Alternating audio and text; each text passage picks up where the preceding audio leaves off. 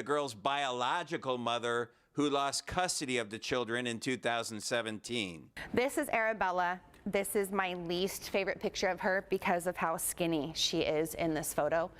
And I held it up so they can see, so Letitia and her mother can stare at what they did.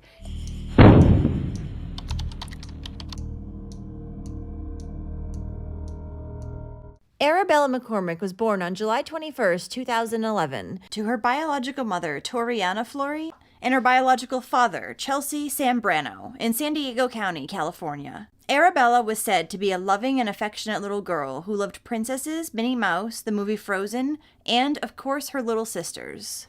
Now, a married couple named Letitia and Brian McCormick became foster parents to Arabella as well as her two younger sisters in 2017, and the couple would end up adopting them a year and a half later in 2019. Letitia and her husband Brian, who were both in their mid-40s, lived in Spring Valley, California.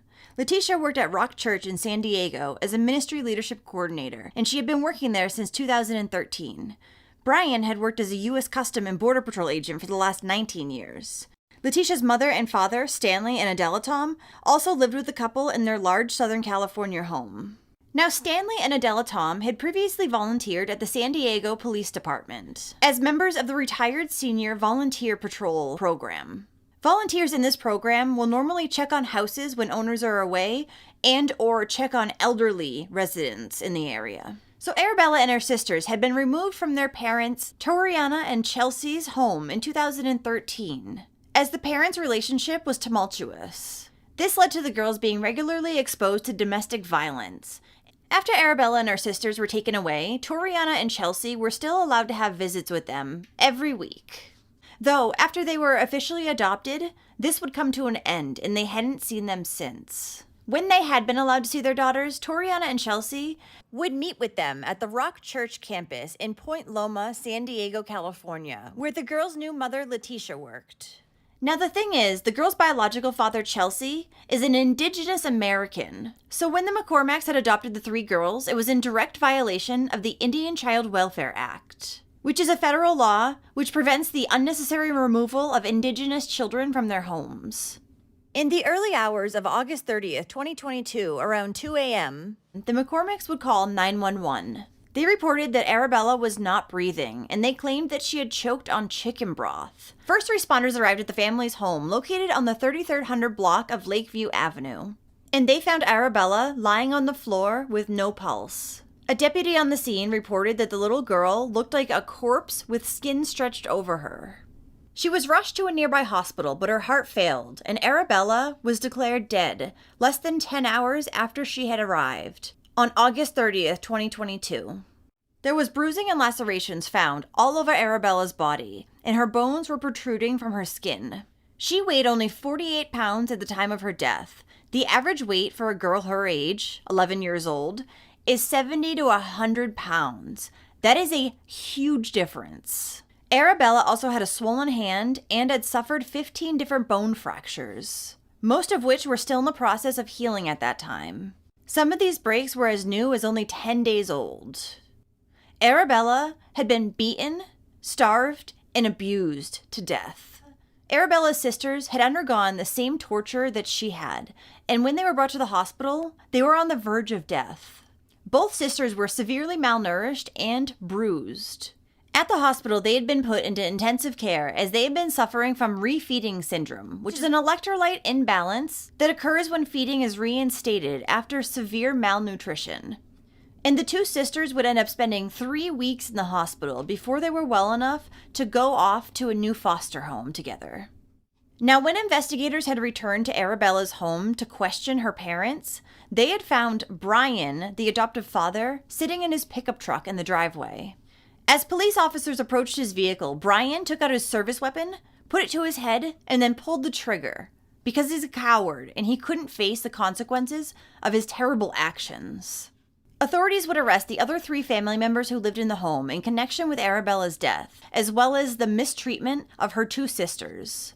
The police had apprehended Arabella's adoptive mother, Letitia, and the child's grandparents, 75-year-old Stanley Tom and 70-year-old Adela Tom. Letitia and her father, Stanley, were charged with murder, child abuse and torture, and conspiracy to commit child torture. Adela received the same charges minus the charge of murder. Letitia was also charged at that time with torture and willful cruelty relating to her other two daughters, who were 6 and 7 at the time. Now, 70-year-old Adela did not face the charge of murder because she had fallen ill in the last few weeks of Arabella's life. So because of her illness, Adela had not been around the little girl during those weeks. All 3 suspects pled not guilty. During their bail hearing, Letitia's defense attorney asked that her bail be set to $1 million. And Adela's defense attorney asked that she be held on only a $100,000 bail. They argued that their clients posed no threat to society and had no prior criminal history. The judge denied this, however, and held them without bail. The judge believed that they were indeed a threat to the public, especially Arabella's 2 surviving sisters. So Child Welfare Services had been called a number of times prior to Arabella's death, but you guessed it, nothing had been done. Back in 2018, a year before the adoption of Arabella and her sisters was even finalized, someone at Arabella's school had called Child Welfare Services to report that they suspected child abuse. At the time, Arabella was just 7 years old. During the investigation, 2 workers at Highlands Elementary School shared concerns about unusual rules and controlling behavior by the McCormicks. These concerned school employees said that the McCormicks would regularly restrict Arabella's food and water intake, limiting her to only 1 Dixie cup of water a day. They also wanted Arabella to only be permitted to use the bathroom twice while she was at school during the day. At home, she wasn't allowed to use it at all. The couple also asked teachers that Arabella not use scissors, citing fears of self-harm, though nobody at the school had ever witnessed any behavior even close to this. Brian and Letitia also did not want their adopted daughter to use markers at school, and they didn't want her to get any type of reward at school, such as being the line leader. The evil pair even required daily reports about Arabella's behavior. In addition, one school employee said that Arabella had told her that she only slept on the floor with a pillow, no blankets, no sheets, on a hard floor. But it was okay because she said it didn't hurt much. At one point, Arabella had spoken to a school worker about the movie Annie, and she told her that she is not like Annie because when Annie was adopted, all of her hurt went away, but she was still hurting. That is so incredibly sad. And that was also reported to Child Services, yet she still remained in the home. It's believed that the abuse of all 3 sisters had started back as early as February of 2018, and then continued until the day Arabella had died. So after Arabella's school had called Child Welfare Services back in 2018, a social worker made 2 surprise house calls to the McCormick's home, but nobody answered the door. So instead, the social worker would call Letitia and plan a visit over the phone. This visit would not end up taking place until about a month after the original complaint had been made. During this meeting, Letitia, Brian, and Arabella all denied that there was any abuse going on in the home. So the social worker just took them at their word, didn't think anything of interviewing Arabella in a different room, maybe. The case was then closed as unfounded. While Arabella's assigned caseworker did visit her at school, he did not ask about all the concerns that had been reported, only about her sleeping arrangements, to which Arabella told him she was sleeping on the floor because she had been disrespectful. And when Letitia spoke with social workers, she said that she had only been limiting Arabella's food because she had been having some medical problems and had been having stomach issues lately, though the social worker never reached out to her doctor or any other medical professionals to confirm this. The fact that Letitia and Brian did not even want Arabella to be rewarded while she was at school by being like line leader should have been a red flag right there. Why would they not want to reward their child for doing something good? No parent would want that, except for a crappy parent. Less than a month after the investigation into abuse had been closed, again, somebody at Arabella's school would call social services. It was reported that Brian, who had picked up 7-year-old Arabella from an after-school program, had pinned her down and tried to see if she had any candy in her pockets. Arabella was screaming bloody murder, and when asked by school staff to leave, Brian dragged his daughter to the car. The little girl later told schoolworkers that once she had gotten home, her parents had stripped her of her pants and then poured cold water over her head.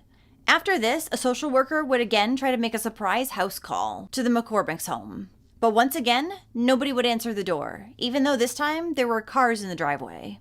So the social worker set up another planned meeting, which took place about a week later, and she would interview Arabella in the living room while her parents were standing right in the kitchen and could hear everything she was saying. So of course, the little girl told the social worker that everything was fine. Letitia had told the investigator that Arabella was not allowed to have sugar because it made it hard for her to calm down. She also said that Arabella was having dental problems and noted her past stomach problems. Then she told the social worker that Arabella had ADHD, PTSD, and oppositional defiant disorder. Letitia said she had only ran the cold water over her head because she had heard that it would help her when she was raging. So the caseworker, again, ruled this report as unfounded.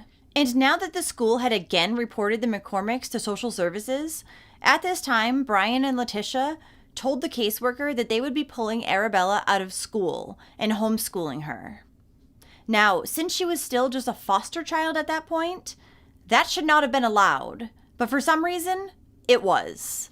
Arabella's biological parents had also reported suspected child abuse to child welfare officers over 30 times prior to Arabella's death. But all the allegations that they had made against the McCormicks were either denied or ignored. In fact, during their visits with their daughters, Chelsea and Toriana had noticed signs of abuse on their girls very shortly after they had been placed in the McCormick's home. In addition to social services, they had also reported their concerns to the Rock Church, where Letitia worked. But they also did not take the report seriously, saying that abuse did not happen in the home of an ordained minister and a Border Patrol agent. Letitia was also said to have brought the girls into work almost every day. So somebody had to have noticed something. There are thousands of members that attend that church. Recent photos of the three girls that Toriana had seen showed them looking emaciated, and they had bruises and scabs all over their bodies. Toriana said she also noticed broken teeth as well as signs of broken bones in her daughters. And their father, Chelsea, would say that sometimes during their meetings, he would try to hug the girls and they would recoil like they were in pain. He also added that the girls were constantly hungry, so he would bring extra food to these visitations. Toriana also reported the same thing that Chelsea had, that the girls would pull away as if in pain when they were touched. When Toriana had asked Arabella why she hurt, she told her that Mama Letitia told her she could not say. Toriana had then confronted Letitia about this, and Letitia told her that Arabella was just being dramatic. During the authorities' investigation, they found text messages, videos, photos, and they also obtained witness statements that would all reveal that the girls' parents and grandparents had teamed up to starve the three little girls. Several times during the day that Arabella had died, Brian had communicated with his wife via text message saying that Arabella was starving to death and he believed that she was going to die. But he didn't do anything. He just told Letitia about it, who he also knew was going to do nothing. In another message from Brian to Letitia, talking about one of the girls sitting in their own waste, he said, "She can soak in that shit and get sick. Bella will be done soon, and we will only have 2 to worry about." So they knew that she was going to die. In addition to all the other horrific treatment, Arabella and her 2 sisters had also been hit with sticks, paddles, and been isolated to their rooms at the McCormick's home. Sometimes Arabella would be punished for the simplest of things, like how she ate her cereal. Yeah. Instead of a heaping spoon, it always had to be level or just below level. In addition, she had also not received any medical treatment in the 4 years prior to her death. It is alleged that Letitia, Brian, Stanley, and Adela worked together as a team to carry out over 700 acts of abuse that led to Arabella's death. Letitia was believed to be the ringleader of the group, while Brian and the grandparents would be the ones to starve the girls, as well as hit them with sticks and paddles. Police also found some text messages that Adela had sent to Brian in the days leading up to Arabella's death, even though she was sick in bed herself. In one instance, which happened 5 days before Arabella's death, Adela had found out that the little girl was lying in bed with a bloody nose. Adela then texted Letitia saying that Arabella should just be left there to bleed because she only wanted attention. A recording was also found of Adela and Stanley forcing Arabella to work out. In the audio, Arabella can be heard crying while Adela mocks her and tells her that she will not get any food until she's finished with her exercising. And in the weeks leading up to her death, Arabella had been forced to exercise while wearing wet clothes and trash bags. And on at least one occasion, Arabella had been punched in the face by Adela. After being denied bail twice previously, in March of 2023, Adela was granted bail. A judge would grant this due to her age and medical issues, and she is allowed to stay in San Bernardino County on an ankle monitor up until her trial. A lawsuit was also filed against San Diego County, the San Diego Rock Church, Pacific Coast Academy, and Letitia. It was filed by the guardian of Arabella and her two sisters' estate. In the lawsuit, the girl's attorney outlines what were repeated failures on the parts of numerous people who were mandated reporters and were responsible for alerting law enforcement of any abuse or mistreatment. The lawsuit also alleged that one of Letitia's coworkers had come to the home at one point, and she had seen the girls. She later called them little ghosts. That's how thin and pale they were. At one point, Letitia had also told her prayer group that Arabella had bad behaviors, so due to that, they could not have people over anymore. And there was spiritual welfare and demonic activity happening with Arabella, she also said. But not a single church member, as I said earlier, reported any of this behavior. And members of the Rock Church were not the only ones who were aware of the girl's dire situation in the McCormick's home. The Rock Church's child abuse investigator, who is also a San Diego firefighter and a minister at the Rock Church, was also named in the lawsuit. It was alleged that he had visited the girls on a number of occasions, the last time being 1 week before Arabella's death. At the weight that she was at, how could he not have done anything? At the time of this visit, all three girls had to have been severely emaciated, underdeveloped, and the victims of prolonged starvation. They had also been isolated, did not have any medical attention, and were being abused and tortured at that point. But a firefighter slash minister slash child abuse investigator didn't do anything. If he's not going to do anything, who will? Letitia, Stanley, and Adela had all volunteered at the San Diego Police Department, and Letitia had worked alongside an officer who had visited the family's home. He had witnessed that Brian and Letitia would often prohibit the girls from eating food, and when they were allowed to eat food, they would force them to chew as slow as possible. But that was not all. This same police officer had provided a wooden paddle to the adoptive parents to hit the girls with. Then, when the first wooden paddle broke, unbelievably, he provided them with 2 more paddles to again hit the girls with. He should be punished, not just sued. That's beyond words. The lawsuit also alleges that the girls were enrolled in Pacific Coast Academy's homeschooling program, where the teachers would see the girls at least every 20 days. And these 2 teachers had also reported nothing, and they were mandated reporters as well. Arabella's biological mother says that she is now trying to get her other 2 daughters back home with her. Well, thank you for listening to all of Arabella's story today. These 4 monsters must have only adopted these 3 little girls for the government checks each month. Otherwise, why? They were just so vile to them, and so many people, including possibly hundreds at the church, saw these girls looking the way they were and did nothing. Child Protective Services, though, ultimately should have been the one to step up and fix the situation, because they had been the ones to put Arabella and her 2 sisters into the McCormick's home and let them be adopted by them after there had already been multiple DCF reports filed.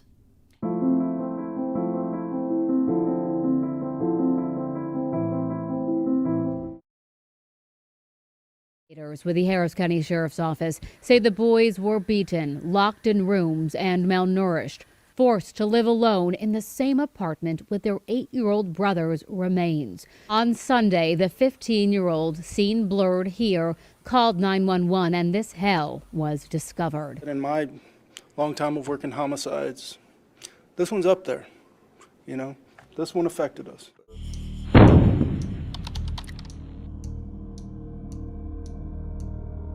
Kendrick Lee was born to his mother, Gloria Williams, and his father, Courtney Lee. He had 5 other siblings, though only lived with the 3 brothers whom his mother had custody of. Kendrick was said to be a happy little boy who loved Spider-Man, was always smiling, and he was also said to be on the autism spectrum. Kendrick's father, Courtney, was not in his life for some time, as he had moved to Louisiana shortly after Kendrick's birth. Then, in 2016, he moved back to Texas and began seeing Kendrick and his 2 other sons again every other weekend. Gloria was very interested in getting back together with Courtney. However, Courtney was in a very committed relationship at this point. In fact, he was getting married, and he wanted his 3 sons to be a part of his wedding. But Gloria was not okay with this, and so she stopped the father from seeing his children. Then, she blocked Courtney on social media, and he had no idea where she lived. So from that point on, Kendrick and his 3 brothers lived full-time with their mother, Gloria, at the City Park 2 complex in Houston, Texas. Now, Gloria had previously been married, but her husband had passed away in August of 2019. From there, she'd met 32-year-old Brian Coulter, whom she quickly began dating, then let move into the home with her and her children. Kendrick and his 3 brothers went to the Alief Independent School District. And after they had had excessive absences in 2019, the school district had filed truancy papers against their mother, Gloria. Kendrick had missed 12 days of school in a row, and after many attempts to get a hold of his mother, they were finally able to do an in-home visit. But just a few weeks after that, Kendrick would miss a few more days of school. He and his siblings had last been enrolled in the school district in May of 2020. And come September, when they didn't attend school again for the next school year, officials from the school had attempted to conduct yet another in-home visit, but it went unanswered. Nothing further came of this. Over a year later, on October 24th, 2021, Kendrick's 15-year-old brother would call 911 and report that his brother Kendrick had been dead for some time. The 15-year-old informed authorities that he and his 2 younger brothers had been living in the apartment alone for close to a year, alongside Kendrick's dead body. When first responders arrived at the home, they were confronted with a shocking scene. They found Kendrick's 3 brothers, who were 15, 10, and 7, living alone in the apartment, which was in complete squalor. There was no furniture and no bedding. The carpets were heavily soiled, and the apartment had become completely infested with cockroaches and flies. There was additionally no electricity in the apartment, as it had been shut off months prior due to no payment. Then, authorities discovered the skeletal remains of 8-year-old Kendrick Lee underneath a blue blanket on the floor. His 3 brothers were taken to the hospital following this discovery, and they were found to all be malnourished and had suffered prior physical abuse. Kendrick's 10-year-old brother had a broken and swollen jaw that had been caused by his mother's boyfriend, Brian. It had happened about 3 weeks prior, the boy said, and the injury was so severe that he had to have surgery to correct it. According to the 10-year-old, his mother had been aware of this injury too, but she had refused to seek any medical help for him. Authorities also believed that 2 of Kendrick's siblings were on the autism spectrum like he was. When an autopsy was performed on 8-year-old Kendrick, it was determined that he had died from homicidal violence. 2 days after his body was discovered, on October 26, 2021, his mother, Gloria Williams, and her boyfriend, Brian Coulter, were arrested outside the Robinson West Chase Library in Houston, where they were also captured on surveillance video. They were apparently at the library searching for news articles about Kendrick's case. Kendrick's siblings had spoken with police, and his 15-year-old brother told them that his mother's boyfriend Brian beat his siblings. It seemed that he did not get the brunt of Brian's anger, as the 15-year-old would regularly be locked in his room and he would hear Brian hurting his younger siblings. I'm guessing because Brian thought that the oldest brother might likely kick his ass and he was scared, like a complete coward. Now, the youngest of Kendrick's siblings, who was 7 at the time, had witnessed the horrific assault that had taken his brother's life. He told police that on or around Thanksgiving of 2020, his mother's boyfriend Brian was drunk like usual, and he had struck Kendrick with closed fists, as well as kicked him in the face, feet, back, testicles, and buttocks. Brian had even beaten Kendrick with his own toys, specifically a Spider-Man figurine and a model jet. He then continued to kick the little boy, even after he was lying on the floor, not moving. According to Kendrick's brother, who had witnessed the entire thing, Kendrick was lying there, not blinking, and his eyes were black. And that's when Brian finally covered him up with a blue blanket and exited the room. Shortly after, the boy's mother, Gloria, had gone into the bedroom to check on Kendrick. And when she saw that he was dead, she began crying and fighting with Brian. Kendrick's brothers would say that following his death, they were locked in the room with his corpse for days on end. They weren't even allowed out to use the bathroom if they had to. Kendrick's older brother told investigators that he believed his mother would call the police at some point, but she never did. Instead, months later, in March of 2021, Gloria and Brian decided to move out of the apartment together. And the pair began renting a different one about 20 minutes away, leaving Kendrick's brothers and his corpse behind. Every few weeks, the couple would return to the apartment where they had left the boys, bringing them food. But every time they did, Brian would also beat the youngest two. One time when Gloria had returned to the apartment where she had completely abandoned her children, she lifted up the blanket from Kendrick's body to find that he was skeletal and his hair had fallen off. At that point, his corpse was also covered in cockroaches. Now, in addition to their mother occasionally dropping off food for the children, neighbors at the apartment complex would also feed Kendrick's brothers from time to time. One neighbor said that she had been providing food for the eldest child for close to 6 months. She noted that the 15-year-old was rather reluctant to accept any cooked meals, instead opting for packaged foods, snacks, fruit, and pizza. Another neighbor described Kendrick's 15-year-old brother as being rather paranoid that his food might be poisoned, which explained the rather selective food preference he had that the other neighbor described. The 15-year-old would even charge his phone at this neighbor's apartment after the electricity at his had been shut off.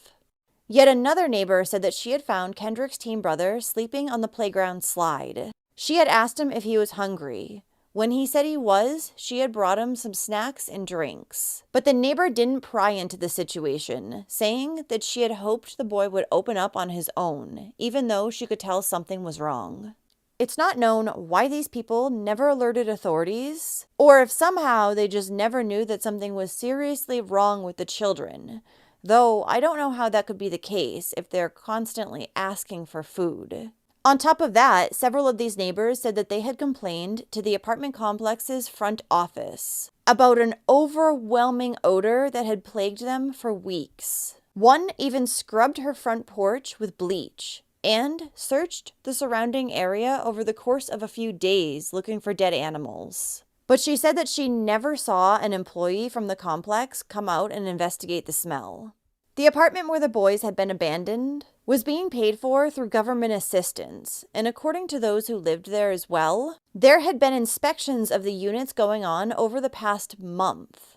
So it's unknown how or why the unit where Kendrick's brothers were living went completely unchecked. When police spoke with the boy's mother, Gloria, she told them that she had been afraid to contact authorities following Kendrick's death. This was because, according to her, she was afraid that her other children would be taken away and she would be sent to jail. Though this story would later slightly change, and she would instead tell police that she had not reported her son's death because Brian had informed her not to. When the mother was asked why she had left her other 3 sons alone in the apartment, Gloria said that she had checked on them every 2 weeks. And the reason why she and Brian had rented the other apartment, leaving her 3 sons behind, was so they didn't have to live there, but Kendrick's body would still be concealed. Her thought was that nobody would go into the apartment because someone was still living there.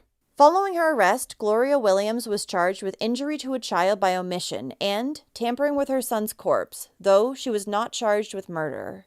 She was held on a $900,000 bond. Her boyfriend, Brian Coulter, was charged with murder, and he remained in a mental health facility on a $1 million bond. Investigators would discover text messages that had been sent between Brian and Gloria.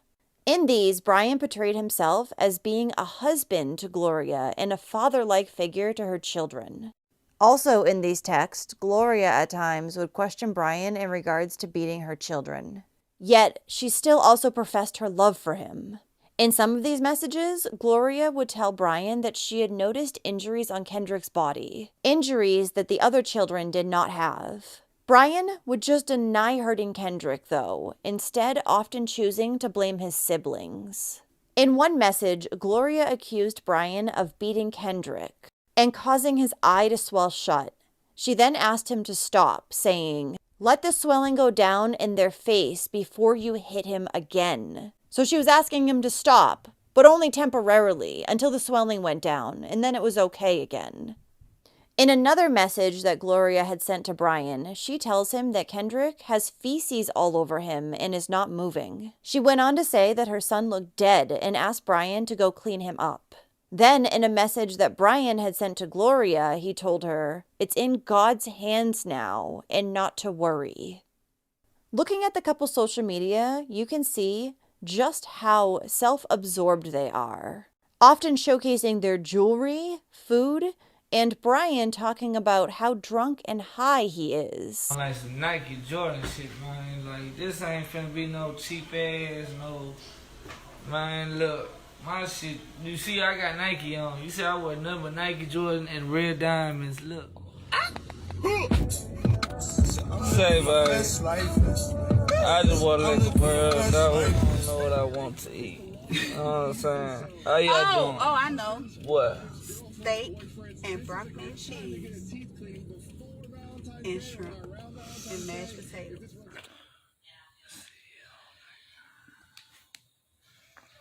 You know, a little something.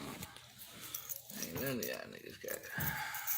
There was even this video that was posted to Brian's Instagram about 4 months after Kendrick's death, while Brian and Gloria are still living in the apartment where Kendrick's body is lying on the floor, rotting in the next room. In the video, you can also see Gloria and Brian talking to Kendrick's older brother, who seems to be asking for food and to leave the home. Some of y'all gentlemen out there, y'all ain't that blessed, man. Y'all ain't that lucky. Thank you. And thank you, Lord. You know what I'm saying? This shit right here, this shit good, man. And look, man. Yes. You know what I'm saying? You feel it? Yes. It is. Thank you. That's your favorite house. Best steak I ever had in my life. Better than Cheddar's and Cheesecake Factory. Yeah. Oh, shit. Fuck. Nah. Man, you. Don't worry about that. Don't worry about that. Something. You ain't gotta say nothing. Don't sneak up like that. I already seen that nigga. You know damn well I see everything. You can't go nowhere. It's snowing out. And then look. Well, I can't see. Look what right there. It's not snowing. It's ice. Look, it's gonna be snowing all day, all night. You see what right there? Look, you see? And the temperature is see how easy like that in the is? 30s and 20s, so it ain't no water that's gonna walk in the cold. You see how Yeah. easy? You just see how easy that was, and it just no. It ain't happening, Calvin. I said you can't go nowhere in this weather. And we not gonna roll on the road. It's snowing outside, man. For you. So the car not further safety because it's ice on the road. Man, look It up. was already 101 car red in Fort Worth, Texas. Well, Okay. first of all, second of all, scientifically, the Lord the roads is frozen. If you go outside right now, you're gonna see snow on cars. Does it snow on your tree? Okay. You ain't stupid. Okay? It's not safe. Okay? But when it is, man, that's when we're gonna make it happen. Okay? I know it's a bummer. And that's not gonna go away. Don't blame me, man. Blame God. Prior to all this, Gloria had refused to let anyone care for her children because she was afraid that someone would find out about the abuse that was going on in the home. If they did, they likely would have called child services, and then Gloria was at risk of having her children taken away. Now, she was so afraid of them being taken away, not because she loved them, clearly, but because the children were receiving monthly government checks which were funding her and Brian's lifestyle, and she didn't want to lose that, of course. Come to find out, back on November 23rd, 2020, Brian had been arrested in Lulling, Texas for unlawful possession of a weapon. Investigators believe that he had killed Kendrick just days prior to this arrest. Brian had been at a local Buc-ee's where police were called as he was very high and carrying a loaded pistol. He told officers that he was there because he and Gloria had driven from Houston to San Antonio, then from San Antonio back to Houston. At the time, none of the children were with them. And following this incident, Brian had spent 6 days in jail before he bonded out. In April of 2024, 34-year-old Brian Coulter, who had previously been charged with capital murder in Kendrick's death, went to trial. He had opted for a bench trial rather than a trial by jury, meaning that the judge would decide his fate. During this trial, 2 of Kendrick's brothers, who had been held captive with his decaying corpse, testified against Brian, a man whom they said they had once thought of as a father figure. Kendrick's eldest brother would testify that Kendrick had lost the ability to walk after one particularly bad beating. The boy also expressed his relief when Brian and his mother Gloria had moved out of the apartment, leaving him and his brothers behind in March of 2021. He had been the one who had cared for his younger siblings for months before he finally gained the courage to contact 911 and ask for help. Once Kendrick's siblings had been rescued from the apartment, they all had serious fears that Brian would come back. The youngest of the boys threw frequent tantrums, hid under the bed, and distrusted others. It had taken him 6 months to bring up what had happened to him and his siblings during play therapy. Kendrick's 2 youngest brothers now live in a home together, along with their adoptive mother, father, and siblings. They have both said that they are very happy in the home, and neither one of them can remember their birth mother's name. At the end of the trial, a judge would find Brian Coulter guilty on a lesser charge of first-degree murder, and he was sentenced to life behind bars without the possibility of parole. In October of 2024, Kendrick's mother, 38-year-old Gloria Williams, pleaded guilty to her 2 charges of injury to a child in connection with Kendrick's death. She was then sentenced a month later to 50 years in prison. During her sentence hearing, Gloria would tell the judge that she seriously regretted having her other sons live with Kendrick's corpse, but she had done so to keep them away from Brian, because apparently breaking up with him, calling the police, etc. weren't options. A friend of Gloria's family, Hetty Carter, would say that Kendrick was a sweet little boy who was nothing but smiles, and he was easy to get along with. Hetty said that despite her attempts to see him and his brothers, her calls and text messages to Gloria went unseen, as Gloria had blocked her. According to other family and friends of Gloria Williams, this was something that she would regularly do. Every time someone started to get close to her and the boys, she would leave and block them. Melody Robinson, one of Gloria's children's paternal grandmothers, said that Gloria had brought one of her 6 children to her home when the little girl was just 2 weeks old. Gloria had asked Melody to keep the little girl, and since then, Melody has raised her. Melody said that Gloria has always been very unstable, and at the time that she took the little girl, Gloria and her other children were sleeping on the floor of her grandmother's home. Melody also said she had no idea that Kendrick was dead and the other children had just been completely abandoned. The last time she had seen Kendrick and his siblings was in November of 2020, the same month that Kendrick was killed. Melody said that at that time, another one of Gloria's children had wanted to go live with her.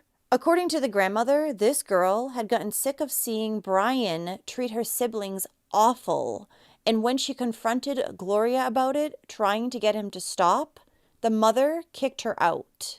Several relatives of the children's mother spoke with KPRC2. As far as we knew, she moved out of that apartment complex because the last place we seen was the other apartments that she and the boyfriend were at. Personally, I do want to ask why? Why didn't you reach out to us? Yasmin says the little boy was mostly nonverbal. Kendrick was autistic.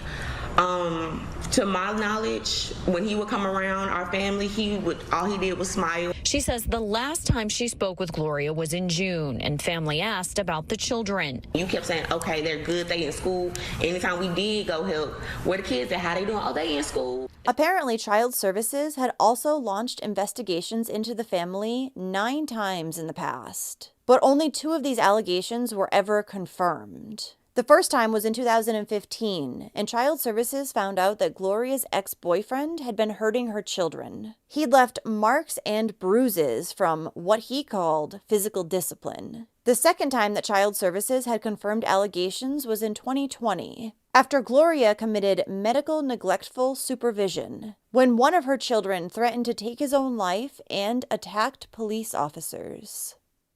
A vigil was held on the night of Saturday, October 30th, 2021, for Kendrick outside of the family's apartment on Greencrest Drive. There was also a growing memorial for the young boy on the community grounds. Hetty Carter is a friend of the family of the boy's mother, Gloria Williams. I thank you, Father God. She's known them for over 40 years. This week has just been horrific, just heart-wrenching, devastating, and we're trying to day by day just make it through this ordeal. Today, she remembers little Kendrick. Nothing but smiles. He wasn't a hard kid to get along with. The questions, though, still remain. How? Just how did you allow this to happen? Despite her best efforts to find Williams and the boys, Hetty says her calls and texts were blocked. Every time we get close to her, she'd go. Get close, she'd go. We didn't understand why at the time. But as you see this whole year of events, we know why now. A funeral was held for Kendrick Lee on Friday, December 10th, 2021, at God's Word of Deliverance Church in Houston, Texas.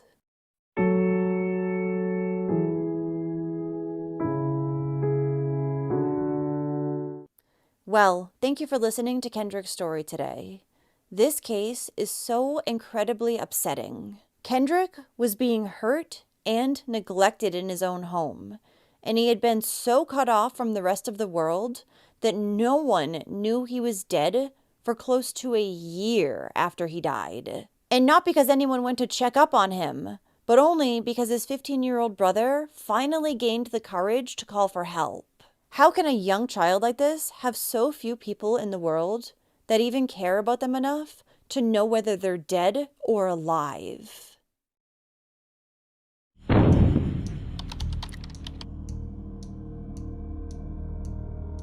Benjamin Cain Cervera, or Benji for short, was born on September 28, 2016 in San Antonio, Texas, to his mother, Erica Flores, and his father, Brandon Cervera. He was a happy and active little boy who loved Spider-Man and Paw Patrol. Benji also had one older brother named Brandon Jr. and one younger half-sibling.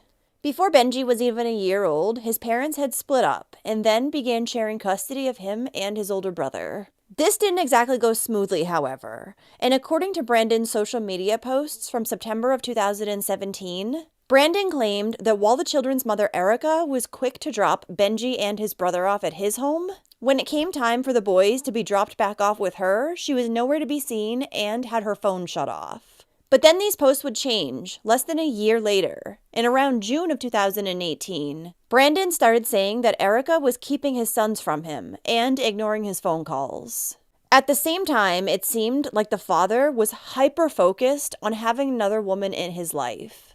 Then, throughout the later part of 2018 and the early part of 2019, Brandon started posting pictures on his social media of him, Benji, and Brandon Jr., saying that he realized he does not need a woman in his life. As long as he has his sons, he's good.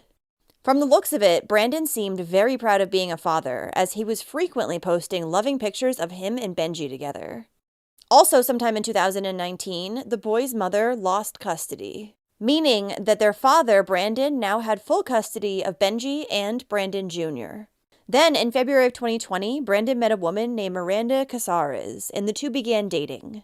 Shortly after, she would move into the apartment where their father lived with his sons. Miranda also had a child of her own from a previous relationship, and that child also began living with them. Less than a year later, in January of 2021, Brandon and Miranda would welcome a baby girl named Mariah into the world. Following this, Miranda stayed at home with the children during the day while Brandon went to work. Then just months later, on the morning of August 17, 2021, tragedy struck the family.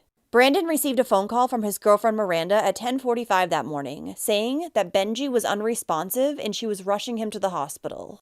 Upon receiving this news, Brandon drove like a madman trying to get to his son. But less than an hour later, at 11:32 a.m., medical staff stopped working on Benji, and the little boy would be pronounced dead. Now, immediately upon Benji's arrival at the emergency room, hospital staff had concerns. He was extremely malnourished, weighing only 28 pounds. Benji also had various wounds and bruises on his body, and the almost 5-year-old was wearing a disposable diaper. It would later be determined that his cause of death was starvation.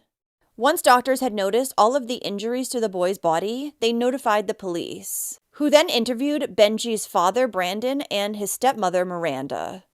According to the boy's father, however, all of his son's injuries were self-inflicted. He then stated that another family member actually had a video on their cell phone proving this. At the same time, detectives were securing a search warrant for the apartment where Benji had lived. There, they found that the pantry, kitchen cabinets, and refrigerator were all fitted with locks that they would later learn had been used to prevent Benji from getting food.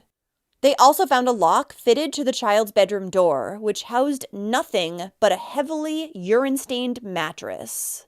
What doesn't make sense here is that regardless of all these findings, neither Brandon or Miranda would be arrested in connection with Benji's death for another 6 months. They weren't arrested until the little boy's autopsy was completed, and his death was officially ruled as being due to starvation. By this point, police had also discovered video evidence on Miranda's cell phone, showing the mistreatment of the 4-year-old. There were multiple videos that showed Benji begging for food and water. In one of these videos that was taken just days before the boy's death, Benji could be heard asking for bread, water, or milk, as well as crying and pleading for his father to feed him. There were also some videos recovered from Brandon's phone. In one of these, the father tells Benji that he'll have to do squats if he keeps asking for bread. Then in another video, Brandon was heard yelling at his son, "Let's see you cry for more bread." Additionally, detectives found that there had been security cameras placed in the home. And on these, there was video footage showing Benji locked in his room, as well as footage that showed the little boy going into the kitchen at night to search the fridge and cabinets for food. In one video from months before his death, Benji was seen grabbing an assortment of snacks. This was before later footage showed that there had now been locks installed on the cabinets and refrigerator. In addition to all this evidence, authorities also found text messages between Brandon and Miranda. In one message, Brandon spoke about Benji, saying to Miranda to just give him bread, then stating that he doesn't need dinner. Preventing the little boy from eating was not the only horrific treatment that was going on in the home, though. Detectives would end up discovering that Miranda had forced Benji to drink hand sanitizer, hot sauce, urine, and even eat bread that had dirt on it. Now, the thing is, there had been at least one opportunity to help this little boy prior to his death. Because just weeks before Benji passed away, San Antonio sheriff's deputies had been called out to the home where he lived with his father and stepmother to do a welfare check. And Benji was not in good shape when officers saw him. This home visit, which was caught on police body cam footage, showed that Benji was very skinny. The boy also had 2 big black eyes, as well as bruising all over his body, and he had an injury to his ear. When Miranda and Brandon were asked why he had all these injuries, they claimed that the little boy who had behavioral problems was prone to banging his head on the walls and floor. He also poked at his eyes and ears, they said. He pokes his eye and he pokes his ear. He has a behavioral, because he gets up at night and he goes into the kitchen and eats. They then claimed that they actually had doctor's appointments scheduled for Benji, but they were in the future. Trying to get to the real story, the officers would take little Benji into the bathroom and speak to him without his father and stepmother around. But he would end up telling them the same story that Brandon and Miranda had. He had caused all the injuries to his own body. See your eyes? How did you get like that? What happened? As a result, Benji was just checked over by EMS, and then the officers left the home. One of these officers would later claim that they had filed a report with Child Protective Services. However, it's not been said if an investigation was ever launched, so I'm guessing probably not. Now, in addition to how skinny Benji looked and all the injuries that were on his body, the police also should have noticed that there were locks on the cabinets and the refrigerator. With all that combined, you would think that that would scream child abuse to police. Not to mention that several times throughout the questioning in the home, Benji was seen on the police body cam footage asking his father for food. And Brandon just told him to wait. Benji's stepmother Miranda would go to trial in April of 2024, during which time she was breastfeeding her new baby, who was only 3 months old. Her defense would try to put all the blame for Benji's death on his father Brandon. They claimed that Brandon had been the one who put all the locks on the kitchen cabinets and refrigerator. Though according to Brandon, the locks had never actually been locked, and Benji always had access to food. Miranda's defense also claimed that Brandon was the one who spanked his son, and would also drag him around the house when he soiled himself. When the videos that Miranda had taken of Benji begging for food were brought up in court, she claimed that she had only taken these videos to show Child Protective Services and Brandon. This was because, as she claimed, she wanted him to start helping out around the house more because he was always going out with his friends. Then, Benji's older brother, Brandon Jr., would testify. He said that his stepmother had hurt Benji, forced him to eat hand sanitizer and hot sauce, and at one time had also thrown his body up into the air, then not caught him on the way down. Brandon Jr. additionally said that sometimes their stepmother Miranda would make Benji eat food off the bathroom floor using just his mouth. Miranda's mother would also testify in her daughter's defense during the trial. At which time it was discovered that Miranda's mother, Elise, had sent her daughter a photo of an adult wearing a diaper. The reason she had sent this was because she was making fun of the not even yet 5-year-old Benji, who was still in a diaper himself. But that wouldn't be the little boy's fault. That would be Brandon and Miranda's fault, the ones who were supposed to be raising him. It was also discovered that Miranda had sent multiple text messages to her mother in which she had complained about the little boy. One message said, "I don't know how much longer I can take this. This effing kid. My son can't sleep because of this little 5-year-old that everyone thinks is so perfect. I'm done. This kid needs a good one." When she was questioned about these messages, Miranda denied sending them, saying that Brandon had been the one to send them to her mother. In another text, Miranda and her mother spoke about how she would withhold food from Benji. So 2 full-grown adults picking on a 4-year-old. Miranda's mother is just as bad as she is. Now, even though Benji had always been on the smaller side, by his 3rd birthday in September of 2019, he was in the 15th percentile for his weight. But just 10 months later, after Miranda had already entered the picture, this had dropped even further, and by the time of his death, Benji was in the bottom percentile. Miranda would weep as she was confronted by the pictures of Benji's emaciated body that had been taken at the hospital. She claimed that she loved the little boy, and he was like a son to her. The evil stepmother even tried to sway the prosecution by showing them a tattoo that she had gotten in memory of Benji since his death. But jurors saw through her facade, taking just under an hour to unanimously convict her on her charge of injury to a child by causing serious bodily injury. Miranda was then sentenced to 25 years in prison. Brandon would then go to trial in September of that year on the same charge. The state was of course arguing that Brandon had helped to starve his 4-year-old son Benji. But the defense was trying to say that Miranda had been the one who was home with the children all day, not Brandon, so he didn't know what was going on. They also tried to say that the little boy hadn't even died of starvation at all, leaning on the fact that starvation deaths in the United States are so rare that they're nearly non-existent. However, as I'm sure you know, nearly non-existent does not mean that it never happens. Both of the medical experts that the defense had hired would also testify, saying that they did not believe that Benji had died from starvation. One doctor said that while dehydration existed and the little boy had clearly lost some weight, neither was fatal. Instead, they tried to blame Benji's death on either undiagnosed diabetes, seizures, or autism, which makes no sense whatsoever. According to Brandon, he hadn't been home for 8 to 10 hours out of the day, so he did not know what was going on and how Miranda was treating his son in the home. He also tried to claim that months before Benji's death, his relationship with Miranda had been changing. He was on the verge of leaving her, Brandon said, because they had had so many arguments about how she was treating his son. So he knew that she was mistreating his son. But after a 7-day trial and about 7 hours worth of deliberation, Brandon Cervera was found not guilty by a jury. We, the jury, find the defendant Brandon Cervera not guilty of the offense of injury to a child as charged in the indictment signed by the presiding juror. Which is absolutely insane, because he clearly knew that his son was being starved and did not inflict all these injuries to his own body. Following the verdict, Brandon would speak publicly, and he said, "I never got to tell Benjamin that day I loved him, and I'm going to regret that for the rest of my life." He also said that he's going to live a lot differently now, because his mistake before was working a lot and focusing on being a provider, when he says he should have been there for his kids instead.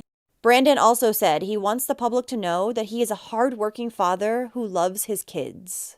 I mean, my life has been torn because of this. To be labeled a monster when evidence hasn't came in, and I wanted justice for my son, and now I just want to be at peace. I just want to be with my kids. According to Benji's mother's Facebook, his older brother, Brandon Jr., is now in the custody of one of his aunts, and his mother is fighting to regain her custody of him.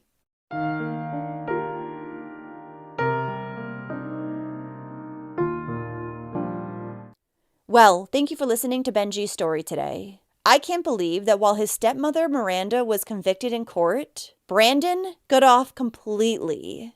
Brandon knew what was going on, and there was even proof in text messages that he was withholding food from his son as well. Therefore, he 100% should have been found guilty for what he did and allowed inside that home. It's sickening knowing that he is now out walking free and still has other children too. What do you think about this case? Continually tried to call and do all I could to get my children back. I felt helpless in my quest for getting them back. Even though I had a signed court order and sought every single means necessary to get my children back, the state left them in their father's care and left me feeling hopeless.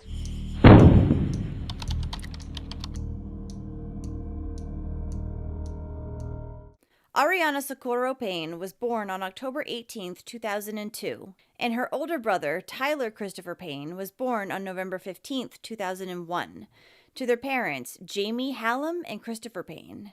While Tyler was born in New Jersey, Ariana was born in Tucson, Arizona, where the family would continue to reside. The siblings were best friends and had been born only 11 months apart, which made them even closer. Ariana was bubbly and cuddly. She had an amazing smile and was a sweet and happy girl. She also loved doing art projects and she loved rainbows. Tyler was said to be sweet and gentle, and he loved Scooby-Doo, Spider-Man, and spending time with his mom cooking. Now, the children's parents, Jamie and Christopher, had begun dating in 2000, and not long into their relationship, Jamie would discover that Christopher would often get very violent. But when she discovered this, she was already pregnant with Tyler, so she decided to go back home to New Jersey. However, Christopher would end up luring her back to Arizona with promises that he was a changed man.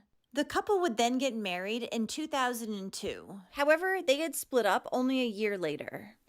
After that, the children's mother, Jamie, obtained full custody of both Ariana and Tyler, and the children were happy in her home. Now, Christopher, who had prior drug problems, fell deeper into his addiction once he separated from the children's mother, Jamie.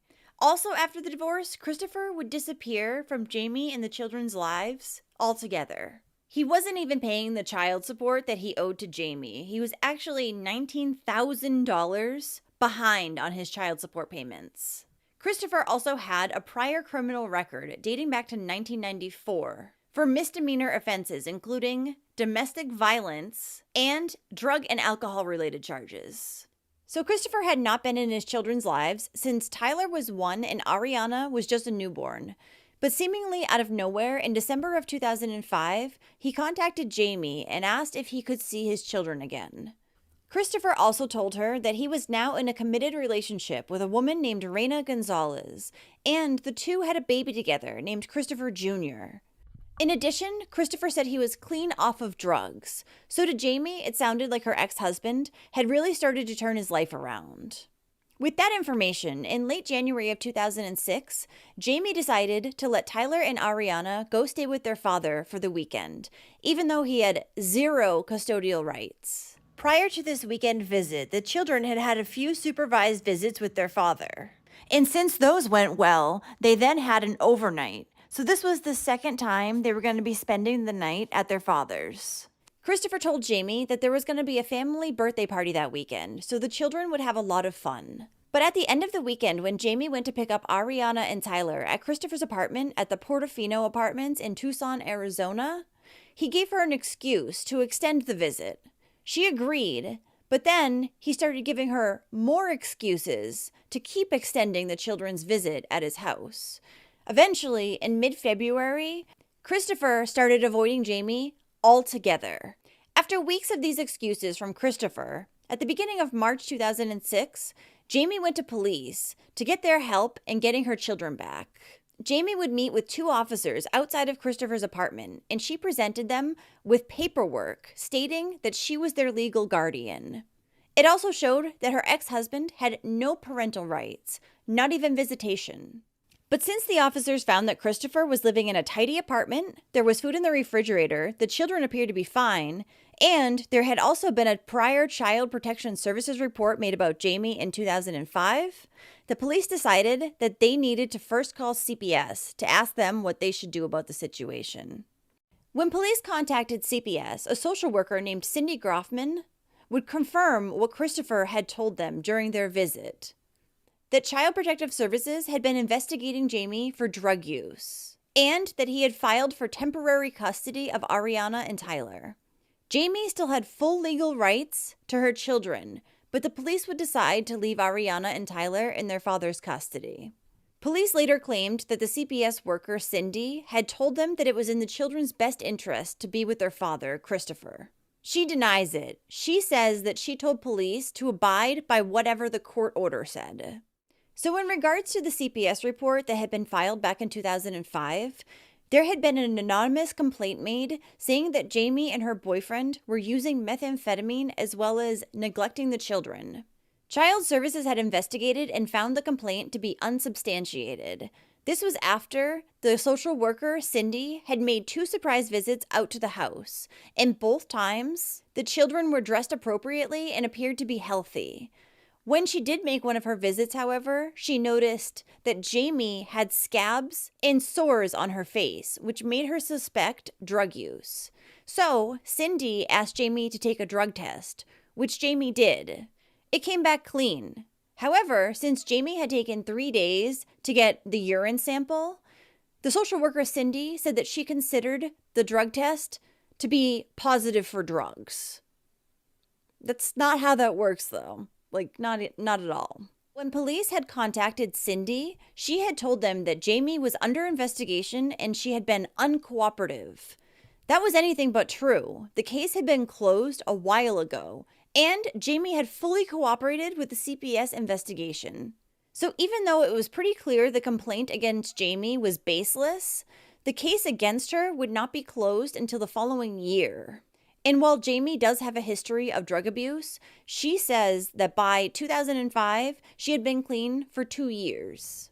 Now, the reason that Christopher had that paperwork showing that he had filed for temporary custody of Ariana and Tyler was because he himself had called CPS in February and told the caseworker that Jamie had just left her children with him and was now trying to get them back.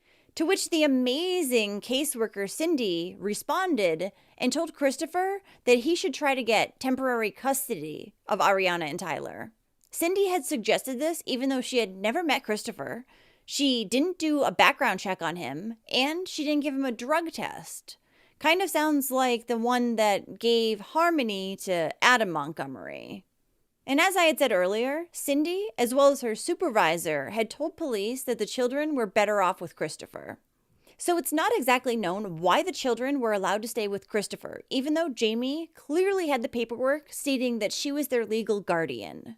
Former CPS supervisor Christy Tarpley would later testify that officers had told her that Christopher had a signed court order giving him temporary custody of the children, and she was not able to override that document. The officers would testify that they had simply told her that Christopher had paperwork saying he applied. They had never said that it had gone through and he had custody. About a year later, on February 16th, 2007, Christopher's storage locker that he had at You Store It, which was located on the 500 block of East Prince Road, was opened up by the facility's manager after Christopher had failed to pay the rent for the locker in months.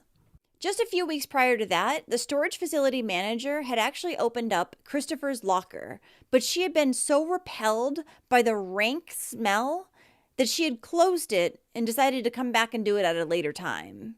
And when she went to clean out Christopher's unit this time, the putrid smell was still very much present. Once she was inside the unit, the manager would find where the smell was emanating from. It was a 25-gallon plastic tote, which was very heavy and it had flies all around it. She would throw this into the dumpster, and when she did, the lid came off and a duffel bag was visible inside. Some liquid also poured out of it. That night, the manager had told one of her friends about the plastic tote that she had discovered, as well as how bad it smelled. The friend told her there was probably a dead body in there.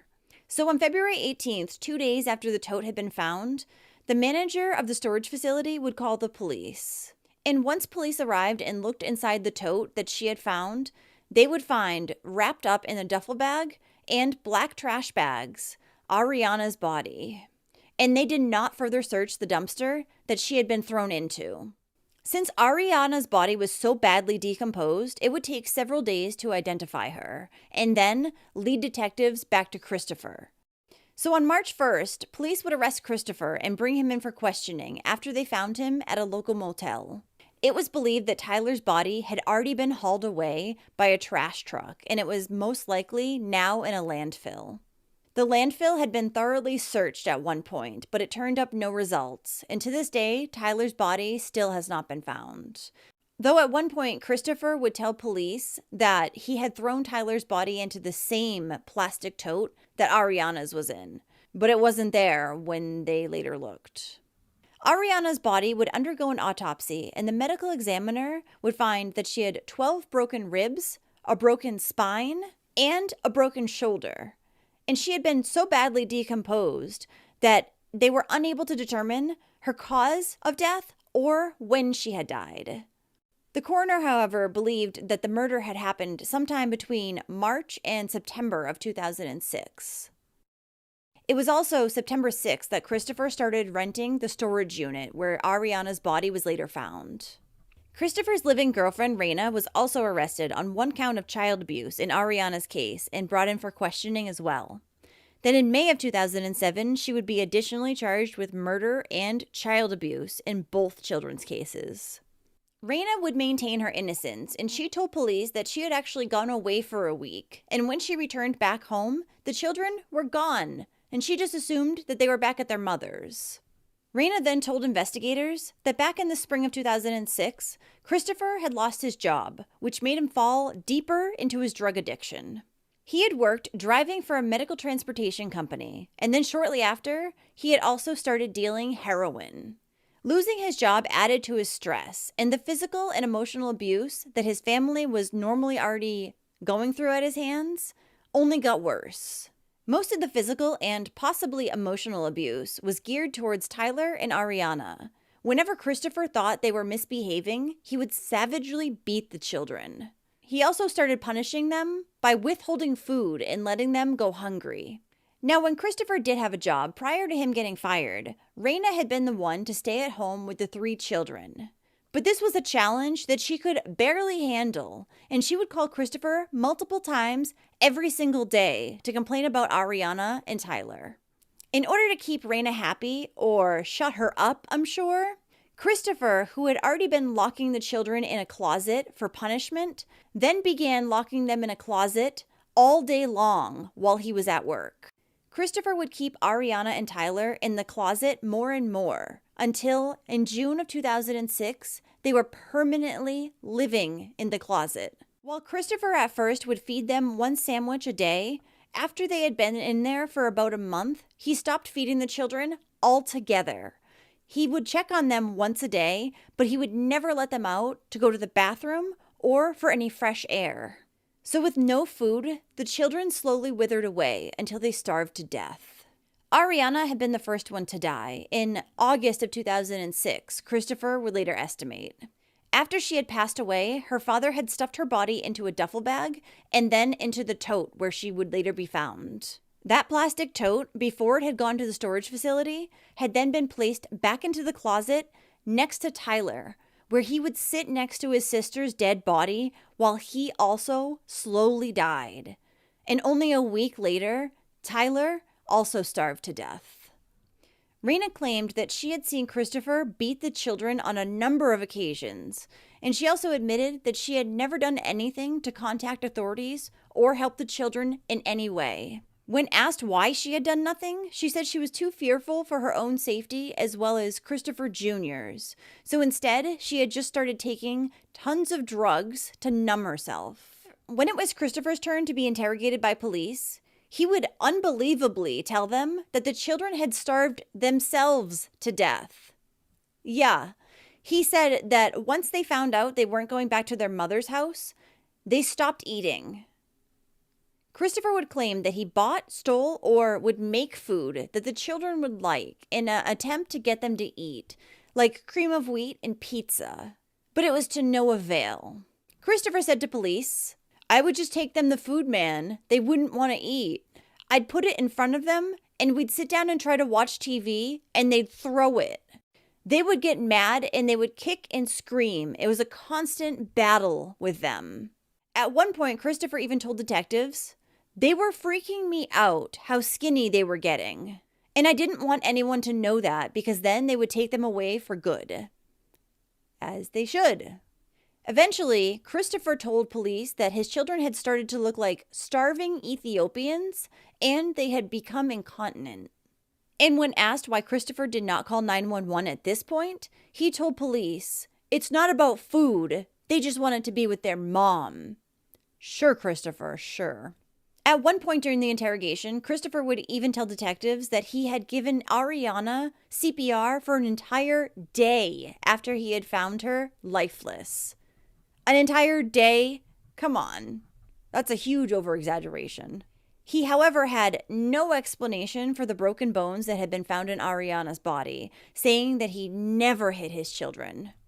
Investigators spoke with a few people who had been over Christopher and Raina's home prior to August of 2006 when they believed the children had been murdered.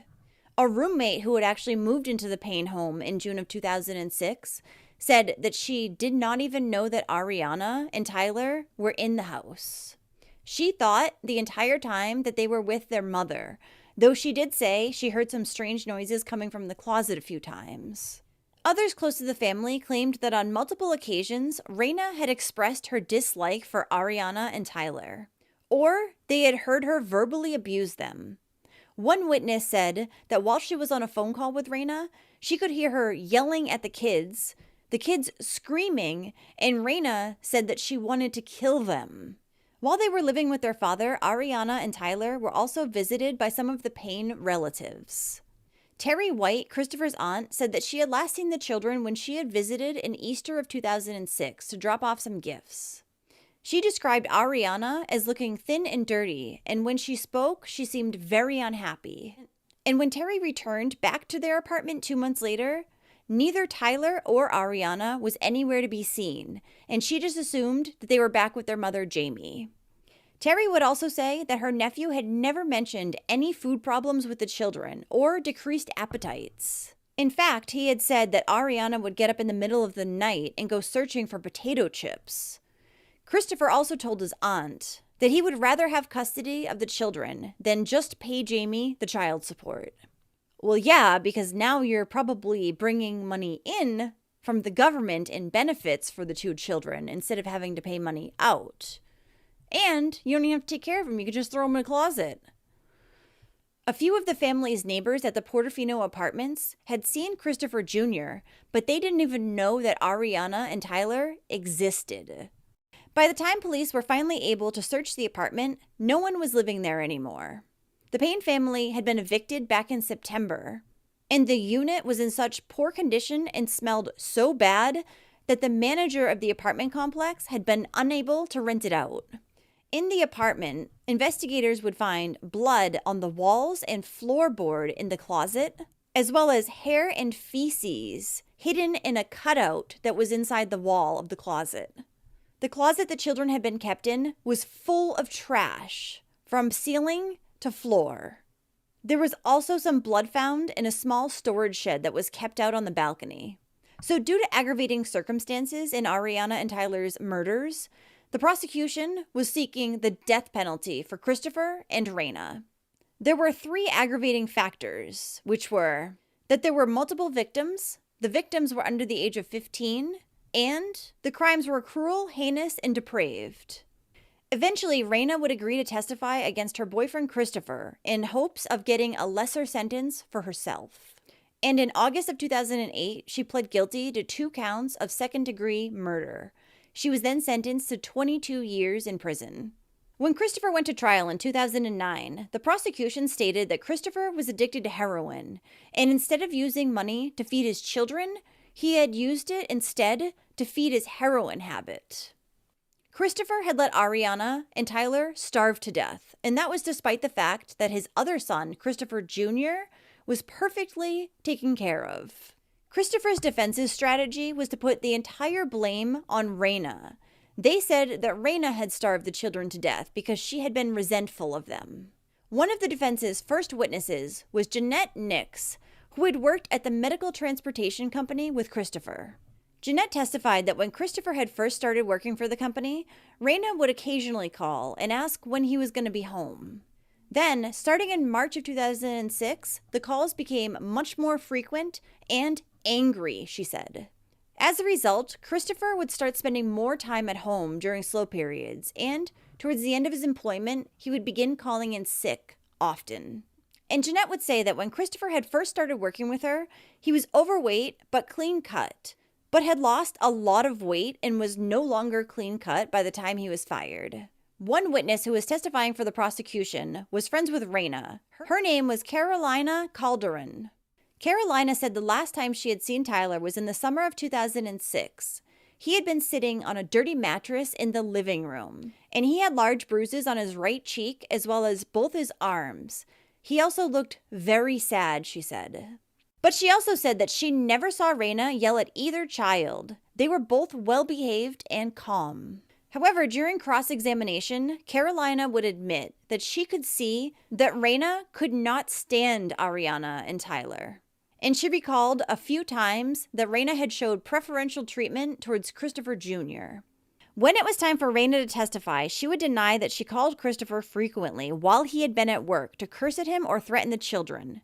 She also denied telling one of her and Christopher's friends / drug dealers that she couldn't stand any of the children in the home other than Christopher Jr.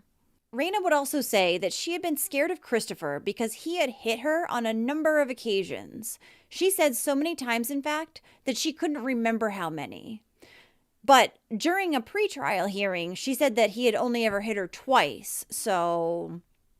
Raina also said that one time Christopher had hit their child, Christopher Jr., on the head, and she was too scared to get help for any of them. During closing arguments, Christopher Payne's public defender pleaded with the jury to convict his client of second-degree murder instead of first-degree murder, which he had been charged with.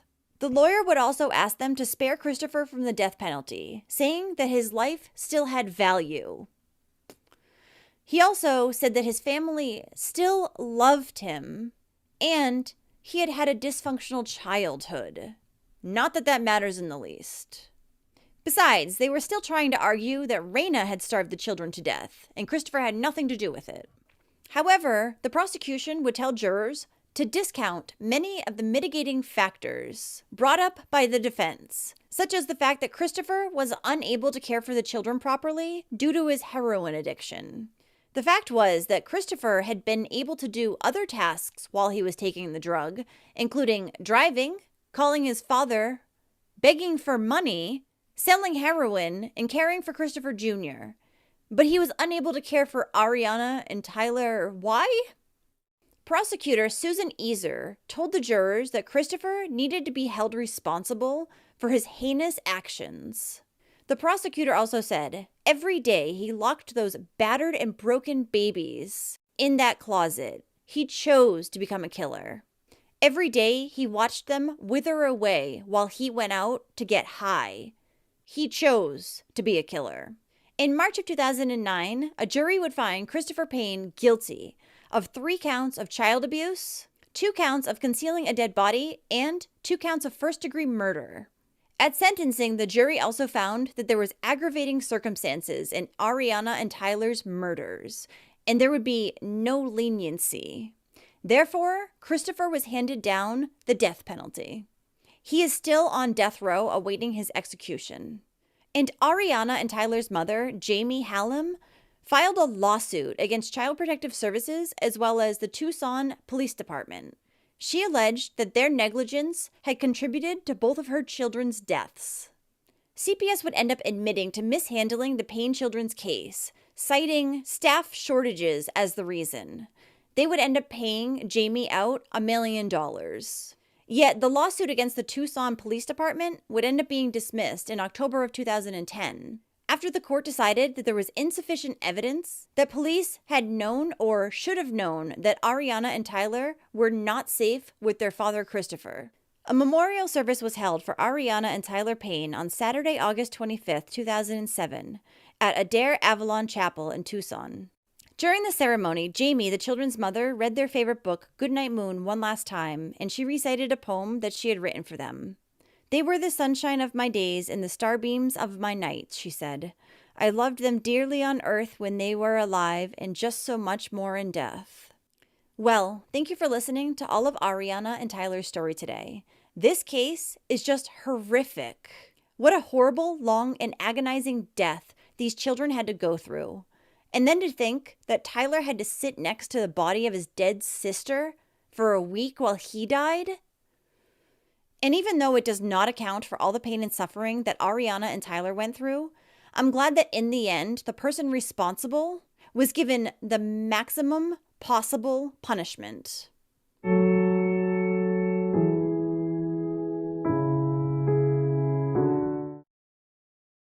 Irony is that these defendants, especially McLean, will receive better treatment incarcerated in the penal system in Ohio than these 3 defendants gave and treated to Dakota Collins.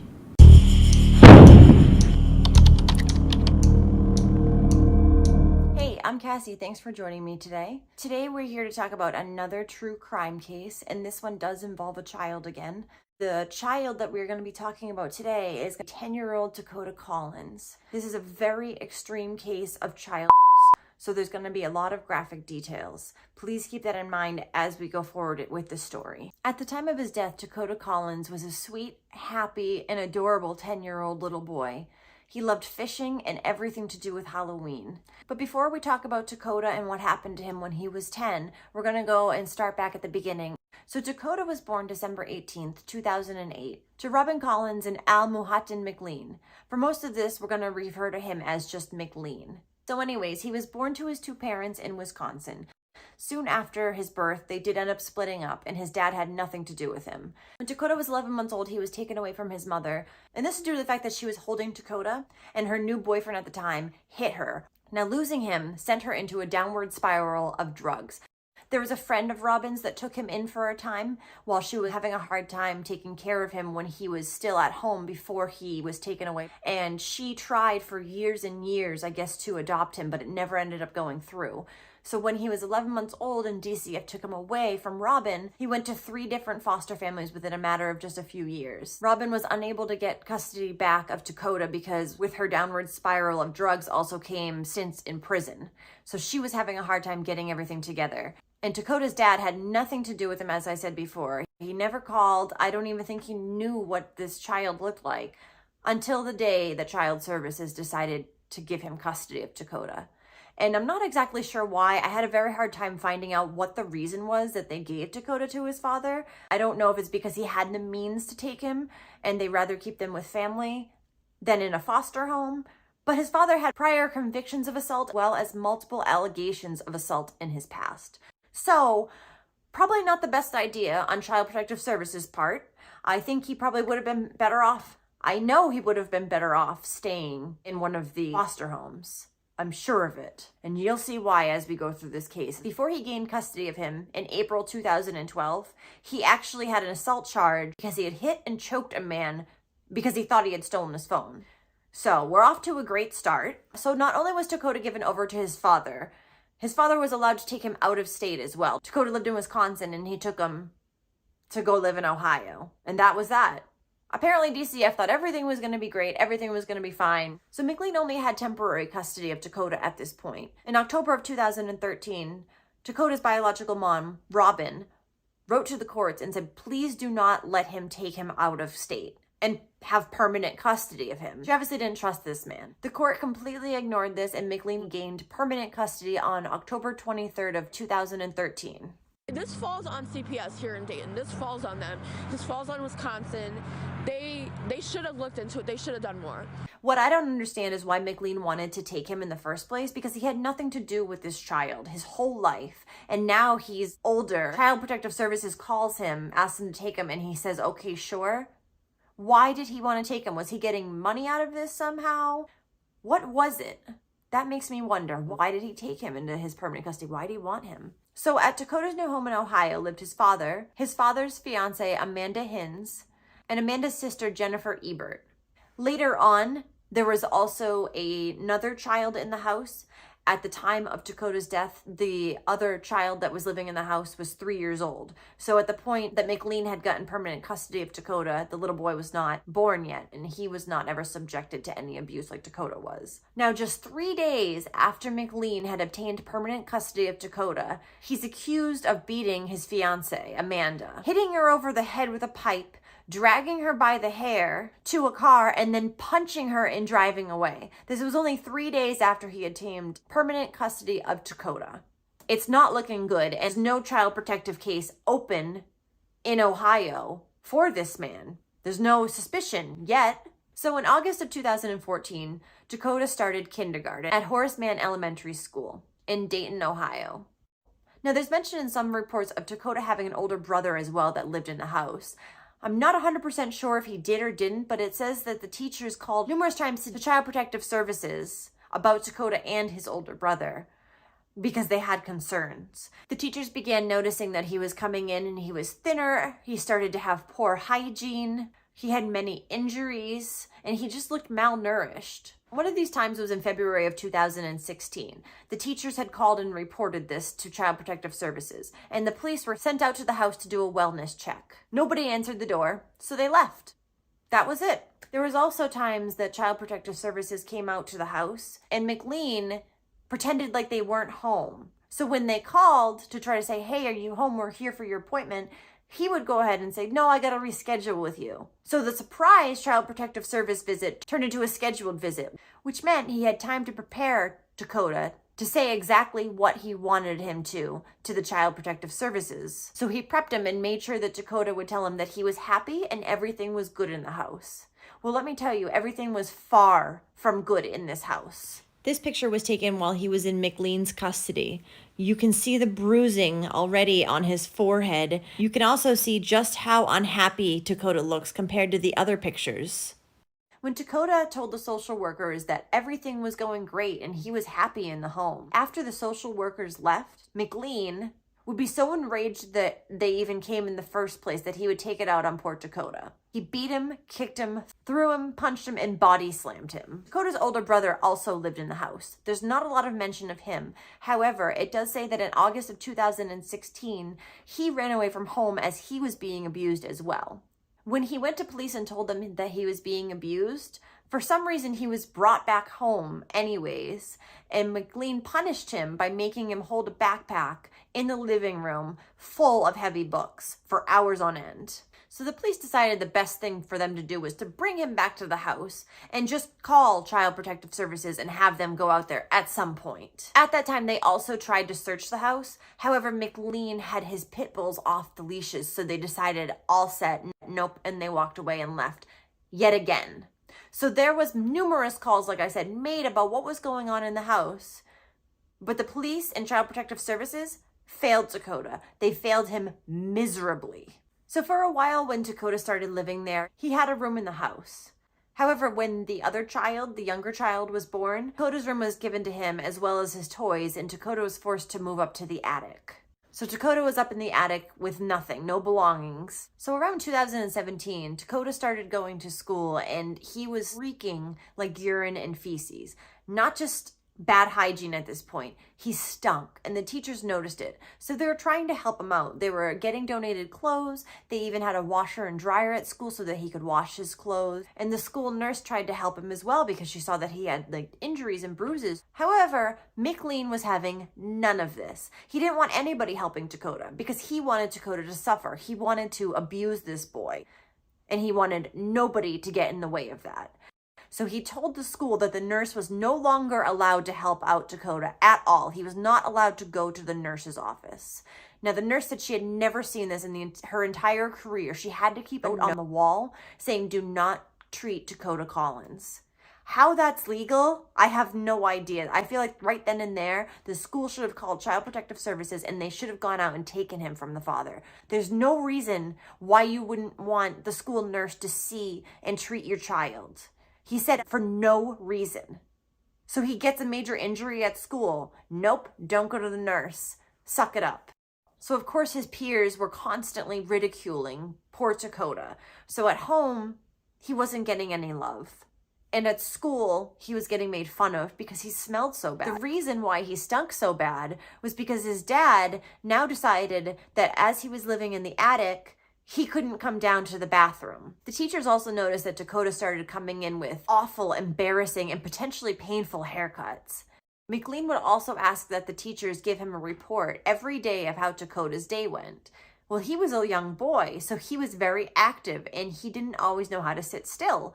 So the teachers would report this. But any little thing that was less than perfect and he was getting beaten again. His punishment started off as him having to wear a backpack full of books like his brother did. And this is just the very beginning. This is nothing compared to what McLean further does to Dakota later on down the line. If McLean wasn't around to answer the phone when the teachers called, his fiancée sure was. And she would make sure that she told McLean every detail of what the teachers said because she, for some reason, liked to be a tattletale and get poor Dakota in trouble, like she was the same age as him or something. So when Dakota received the punishment of having to stand in the living room with the backpack loaded with books, he would have to do this from the time he got home from school to the time that he went to bed up in the attic. And if he got a bad report on a Friday, then he was punished the whole weekend. He had to stand there all day with that backpack on. Finally, McLean decided he was done with the school trying to intervene. He was sick of it, it pissed him off, and they pulled Dakota from school in May of 2018, saying that they were going to homeschool him. Nobody was homeschooling him. McLean just wanted him to be subject to more torture at home and didn't want to get in trouble for doing it. School was the only time in this poor child's life that he was able to breathe and get away from this monster that was torturing him. And now that was taken away from him too. Just like everything else in his life at this point. So now that he wasn't attending school anymore, he was confined to the attic all day long. McLean also decided at this point that he was going to take away all of Dakota's clothes. He left him with no clothes at all. He would have to stand up in the attic naked all day long, most of the time in McLean's torture poses. This often consisted of Dakota standing there naked and bending over, touching the floor with his hands and standing there for up to 20 hours a day. naked in a cold attic. He was allowed to go downstairs just to go to the bathroom, but he had no clothes on, so he was going down there naked. Well, McLean said, "You're trying to show your body off to the younger child in the house," and kept calling him gay slurs. So then he said, "Dakota, you're only allowed to go to the bathroom when the younger child is sleeping at night, and that's it." So in November of 2018, after Dakota had already been pulled from school, allegedly he launched himself through the attic window. At this point, McLean and his fiancée Amanda decided they had no choice but to bring him to the hospital. At the Children's Hospital, there were no allegations of abuse at all. Dakota had bruises on his body at this point, I'm sure. He flung himself out the attic window. Didn't they wonder why he was even in the attic to begin with, this little boy? They believed McLean when he told him that Dakota had done this to himself. Before they sent Dakota home, they had an aftercare program that they wanted him to participate in. And one of the things that they offered was counseling. The services were turned down. McLean did this many times. Many services were offered to this man in order to help the family and help Dakota. Many free services. And they were always turned down. He never took the help. And that becomes important later on, because wait until you hear what he says towards the end. McLean, however, did decide that he was going to call the juvenile court and ask them if they had any programs there for an unruly child. They said that they did. When he found out that these services were therapeutic and not going to lock Dakota up in a cell, he said, "Never mind, all set." He wanted him locked up, whether he was at his house or whether he was somewhere else. Why? If he's not your responsibility anymore, why do you care? Why don't you call Child Protective Services and say, "I can't have him anymore, take him away," instead of beating the life out of this child? So once they got home from the hospital, Dakota was relocated to the basement temporarily while the window was fixed up in the attic. And by fixed, I mean boarded up, completely boarded up. So now the one thing that Dakota had left, sunlight, was also taken away from him. They also put a lock on the outside of the attic door to prevent any future escape attempts. As I had mentioned earlier, McLean decided that he wanted Dakota to stand in these torture poses most of the day. The one that I read about the most was him standing up and putting his hands on the floor in front of him, naked, and standing there for up to 20 hours a day. He also decided to place cameras up in the attic, so he didn't have to be up there making sure that Dakota was doing exactly what he was supposed to do. McLean could watch him from anywhere in the house. So Dakota had no room to breathe whatsoever. He was tortured and abused 24/7 now at this point. He was living in a hell, absolute hell. So if McLean wasn't around because he was at work, Amanda's sister Jennifer was home all day. She didn't work, she didn't have a car, so she would report to McLean if he moved out of the torture poses or if he did anything wrong so that he could get beaten later. And Amanda would do the exact same thing when she was around and McLean wasn't available. She would make sure she told him exactly what Dakota did wrong so that he could get beat later. Apparently, she liked to see this poor boy suffer. The detectives actually recovered an iPad from the house, and on that were hundreds of pictures of Dakota in his torture poses. Years worth of pictures of Dakota in these torture poses. He was dealing with this for years on end, hours and hours and hours a day. It's unimaginable. So since Dakota was not allowed to go to the bathroom for most of the day, he was only allowed out for a few hours at night, he started having to go to the bathroom upstairs in the attic. Now, he wasn't given a bucket or anything, so he was just urinating and defecating anywhere. Well, McLean was not happy about this, even though he was the one who put him in the situation to have to do this in the first place. So at that point, McLean decided he had a new form of torture for poor Dakota. He was going to make him eat his own feces. He told Dakota to eat the feces. Dakota would not do it. No human would do that if told. Well, he beat him. Dakota still wasn't doing it. So what McLean did was put on a glove, pick up the feces, and he shoved it into poor Dakota's mouth and made him eat it. So from that day forward, Dakota did that exact thing. He ate his own feces because he knew it was expected of him from McLean, or he was going to get an even worse beating. McLean later told detectives too, after he got caught, that Dakota did this on his own accord. On the day before Dakota's last day alive, which was December 12th, 2019, McLean had gone out drinking and came home in an absolute rage. Who was the target of his rage? Dakota, of course. So Amanda testified that night she had fallen asleep on the couch, but she was woken to Dakota screaming, "No, please, no more," like he often did when his father beat him. And she saw him punching him in the stomach, and she went back to sleep. The next morning, December 13th, 2019, Dakota was extremely sore. He had bruises everywhere. So when his father called him to go downstairs to use the bathroom before the other child woke up, he leaned onto the wall and the railing and was walking down slowly because he was hurting so badly. He couldn't do anything else besides lean on the wall and go slow. But McLean got angry because everything made this man angry. Dakota wasn't moving fast enough. So he elbowed him hard in the back and grabbed him and dragged him back up to the attic. Once in the attic, McLean yelled at Dakota to put away his lawn chair bed. Oh, I did forget to mention that. Up in the attic, the only thing that Dakota was given was a dirty old lawn chair and a tarp. That was his bed and his blanket when he was allowed to sleep. McLean told him to put away the lawn chair. Well, Dakota didn't move fast enough. Once again, Dakota was injured from what he had done to him the night prior. And of course, McLean was pissed off by this again. So he decided he was going to beat Dakota again. At this point, he forced Dakota to lay down on his stomach, and he stood on the 10-year-old's back and started pushing his full weight down. At one point, he even reached his hands up to the ceiling so that he could crush him even further. After that, McLean decided to go back downstairs and just watch Dakota on the monitor. However, the entire time he was yelling upstairs, "Mama's girl," and calling him girl names and homosexual slurs. For no particular reason at all, McLean decided that he was going to go back up and punish Dakota further. One of his parenting techniques that he often used, and that he was going to use this time, is he took hot sauce and he put it on his rectum. And he would readily admit to using this as a parenting technique because Dakota was out of control. Like, this is something that's normal. So after he did this, he decided to throw Dakota around a little bit more, and then grabbed him by the ear and dragged him downstairs to the bathroom. Once in the bathroom, McLean told him to take off his shorts and clean them as they had been dirty. And once again, for the third time, Dakota was not moving fast enough for McLean. So he took him and he forced him under the water and told him he was going to drown him. Amanda says that she heard Dakota splashing around in the water and gasping for air, yet she did nothing again. Dakota was taken back upstairs for the last time.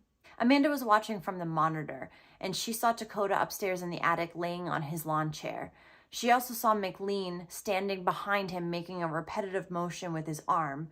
She figured he was just doing the hot sauce technique yet again.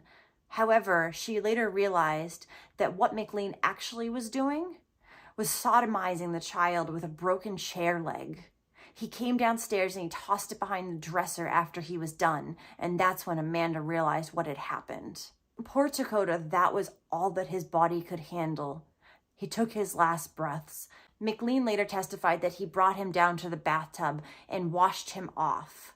He says that the injury he created with the chair leg wasn't that bad. It was just a little bruised and swollen.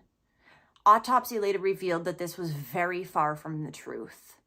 McLean also tried to tell police later that Dakota had shoved the chair leg up there himself, and McLean had to wrestle him to get it out of him. And when he did, he pulled it out and blood squirted out. This is absolutely horrendous and disgusting, and the fact that he thinks that he can blame Dakota for all of this, for doing all of this to himself, is absolutely insane. McLean finally realized that Dakota was non-responsive. He wasn't going to be able to wake him up for another round of beatings, so he called 911. The 911 call is very disturbing. You can tell that he's not upset in the least. He actually starts gagging at one point when the 911 operator tells him to go over and give CPR to Dakota. He starts gagging and says, "It smells like something's rotting in there," referring to inside of Dakota's body. He also focused on telling the 911 operator how difficult of a child Dakota was and how hard he was to manage all the time. Instead of the fact that Dakota wasn't breathing, he took that time to tell the operator all these things. I'm going to put the 911 call in here. It is a little bit long, so you can skip through it, but I did want you to be able to hear it because it's unbelievable the way that he just shows so little remorse and so little care for this child and does nothing to disguise it, not from the 911 operators, not from the police.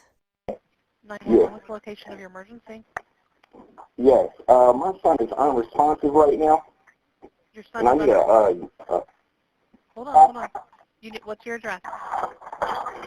I'm sorry, what was that? What's the address where he is? The address is 1934 Kensington Drive. 1934 Kensington. So you said your son Yes. is okay. You said your son is unresponsive. Yep. Okay. How old is he? He's a child with a lot of medical issues. So what he do is he'll just not have his. Stop just for a minute. How old is he? He's 11 years old. Okay. In 3 days. And when you say he's unresponsive, is he breathing? Yeah, but barely. I mean, he got skin tone. Okay, just stay on the line with me for just a sec. Let me get him started, okay? Okay, thank you. Mhm.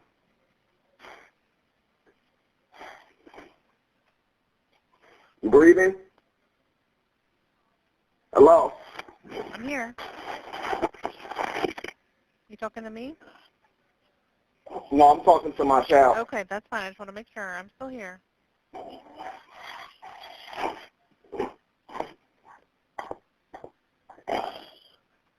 All right, they're on their way to 19. Stay on the phone. 1934 Kensington Drive, right? Yes. Is that I'm blowing in his breath, Okay, and it smells real rotten in the inside of his stomach.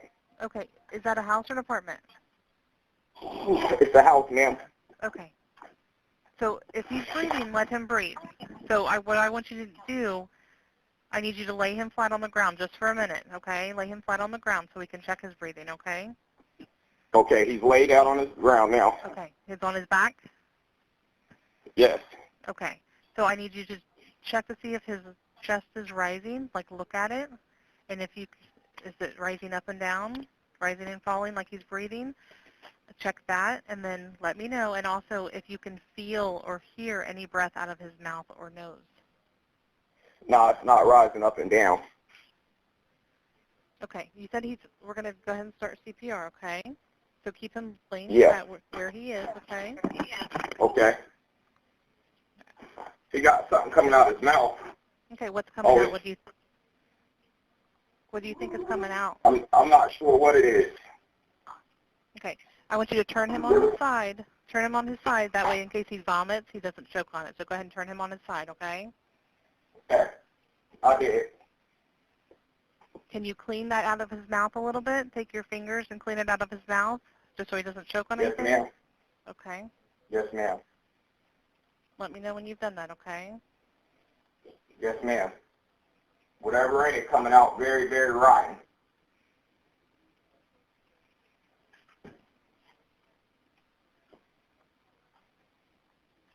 It's a lot in his air passage, ma'am.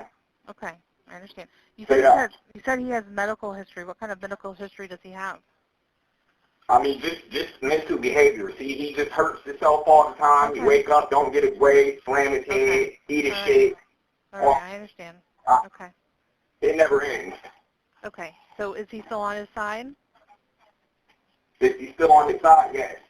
Okay, are you cleaning whatever you can out of his mouth? Yes, ma'am. Okay, do you think he could have taken anything, or you have no idea? No, I don't give him access to anything. Okay, go ahead. I know he likes to eat his own poop and lay in his own pee all day. Okay. He won't stop at no cost. Okay. You all right?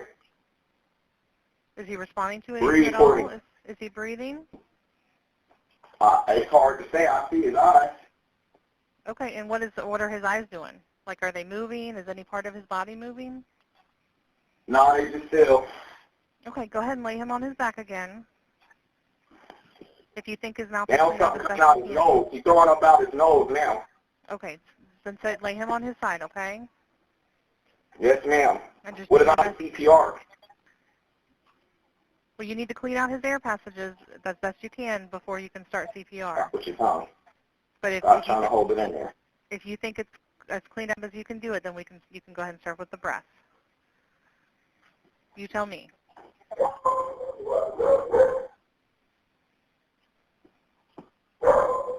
Is there anyone else there with you, sir? No, ma'am. Okay, is the door unlocked? Yeah, the front door is unlocked. Okay, they're on their way. Okay, you're going to start breathing into his mouth, right? Yes, ma'am. Okay, so I want you to Well, Tell clear his- the air passage out. Okay, yes, clear it out as best you can. I understand that there's something in there. Yeah. So you're going to tilt his head up, his forehead up, so it's facing the ceiling, so his airway is open as best as you can. And you're going to blow. Tilt his forehead up. Yeah, tilt his forehead up a little bit. Okay. And you're going to blow 2 breaths into his mouth, okay? You're going to cover his mouth with your mouth. Go ahead.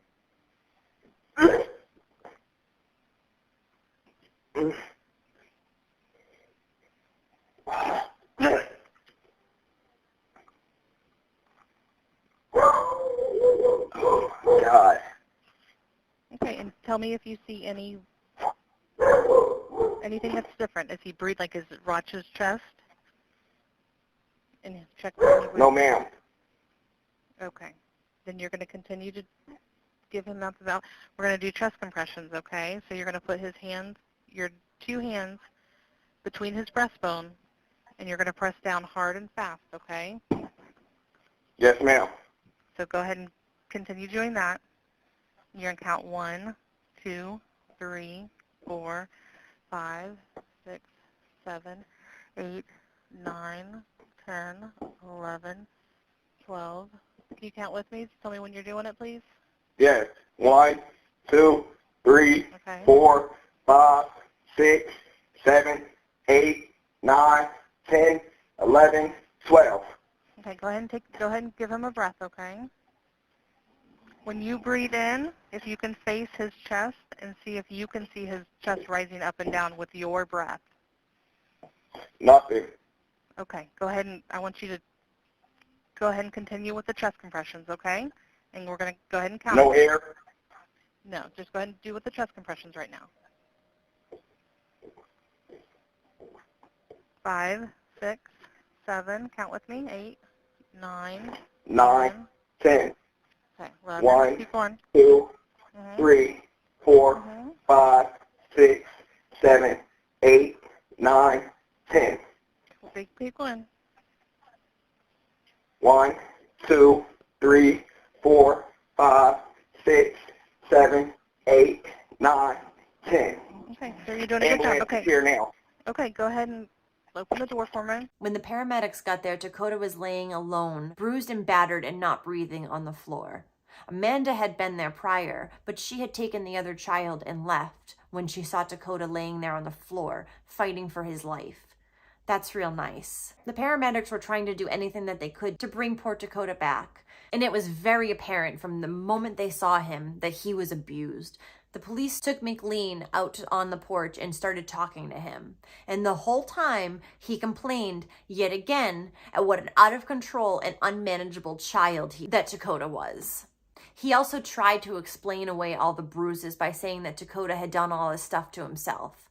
He knew that trouble was coming, and that was the only way he knew how to cover his tracks, or so he thought he was. He also, at this time, decided to tell the police that Dakota liked to eat his own feces. When the first response team told him that Dakota was deceased, his response was, "All right, I tried to get you guys here as fast as I could." That was it. Dakota was brought to the local children's hospital and he was pronounced dead. There was nothing they could do to save him. McLean was arrested immediately. And get this, Child Protective Services said that they did not have an open case on him at that time. We begin with breaking news tonight in the Dakota Collins death investigation. Today, the Montgomery County Commission announced an investigation into Children's Services. 2 News reporter Adam Wright live in the newsroom with more on this breaking news. For weeks, our team has been asking for interviews or comments from Children's Services as we've uncovered more than a dozen instances of people reporting concerns that Dakota Collins was being abused. Today, the county revealing it launched an internal review earlier this month. Montgomery County Commission President Judy Dodge saying in a statement released Wednesday, quote, "The county commissioners have launched an internal review into how our Children's Services Agency handled reports of abuse and neglect in this case." On December 13th, Dakota Collins was pronounced dead. His father, Al Mutahan McLean, the father's girlfriend, Amanda Hinsey, and her sister, Jennifer Ebert, are accused of extreme abuse. The county's review was opened on January 2nd. County Administrator Michael Colbert is charged with running it. Commissioner Dodge went on to say, quote, "We are committed to seeing this process through and making any necessary changes to our operations to help prevent another senseless tragedy." Several weeks ago, Children's Services told us there was not an open case at the time of Dakota's death, but subsequent research, interviews, and FOIA requests show Collins's Horace Mann Elementary School teachers reached out to Children's Services 17 times with concerns that Collins's father was abusing him. Since those reports were unveiled, Children's Services has declined repeated requests for an interview or comment. Once there was a pediatric doctor, Dr. Leiker, who specializes in pediatric abuse, who examined his body. He said he was covered head to toe in bruises, had hundreds of abrasions and lacerations to his face, head, mouth, neck, chest, abdomen, back, buttocks, arms, legs, hands, and feet. None of these injuries were consistent with self-inflicted harm, like McLean was trying to get everyone to believe. They were a result of severe torture and abuse. The doctor even noted that he saw places on Dakota's body that had bruises that were very difficult to bruise, such as his chin, his inner lips, his forehead, and his nasal opening. He had bruises there even. And not surprisingly, many of the areas that he had bruises in were in defensive areas, on the backs of his arms and on his back from trying to protect himself from being beaten. And as bad as the outside of Dakota's poor little body looked, the inside was even worse. It showed the true extent of everything that he had gone through. There was deep bruising to every part of his head.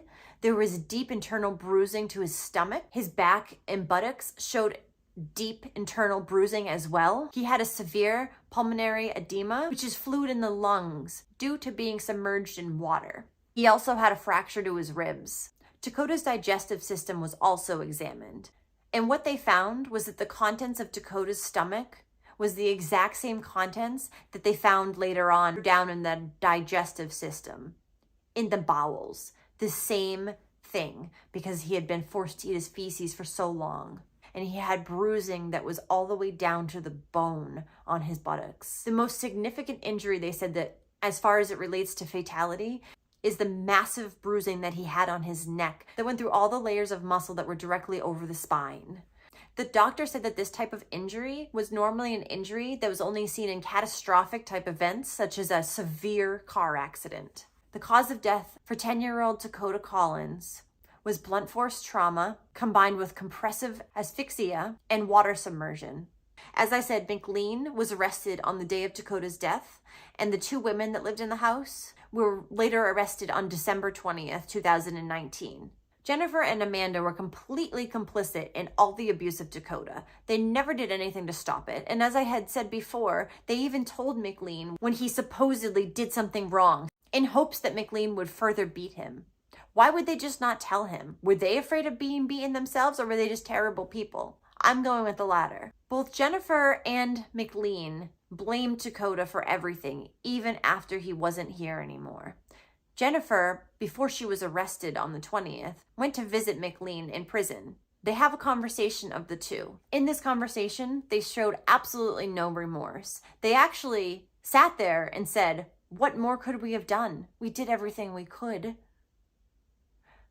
They were given so many resources and they turned them down every time. What do you mean you did everything you could? This poor boy, you deprived him of everything in his life, clothes, food, dignity, and you threw him up in the attic. What do you mean you did everything you could? Are you serious? They comforted each other and told each other that everything that they did to Dakota was necessary because he was just so out of control.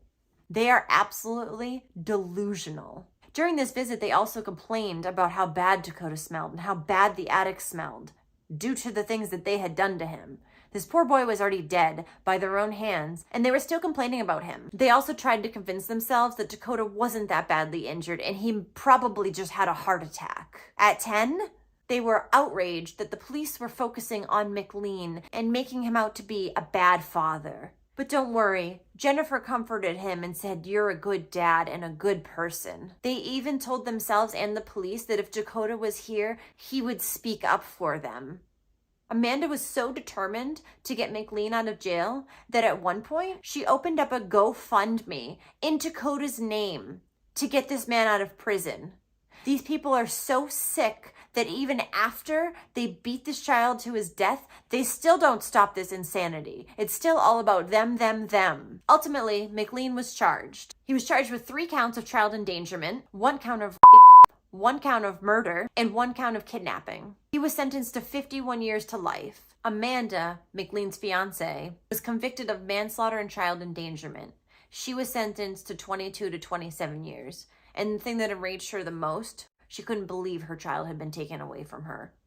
And Jennifer, Amanda's sister, was convicted of involuntary manslaughter and child endangerment and was sentenced to 8 years in prison for her role in this. Even in McLean's jail cell, he still complains that he's cold, that he's hungry, that he only gets 3 cold meals a day, that he doesn't get enough underwear. Poor you. Look at the things he did to that child, and he has the nerve to sit there and complain about things like that.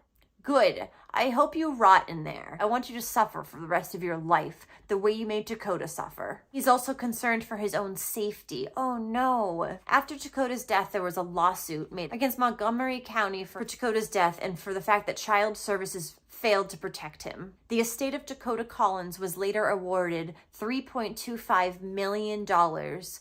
Robin Collins says she plans to take legal action against Children's Services in Montgomery County and in Wisconsin, where she lives. She says she contacted Children's Services in both states months before her son's death.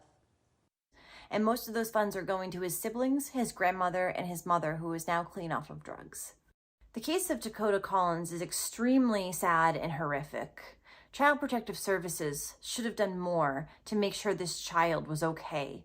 They failed him. They failed him miserably. His stepmother, Amanda, failed him miserably. She let all this happen and watched it, and so did her sister. Al McLean should never have gotten custody of Dakota in the first place. And I'd like to say I hope this never happens again, but unfortunately, child abuse happens everywhere, and we need to make sure that we don't fail the children that it's happening to, and we protect them. Thank you so much for being here and listening to Dakota's entire story. Please join me again next week for another true crime story. Bye.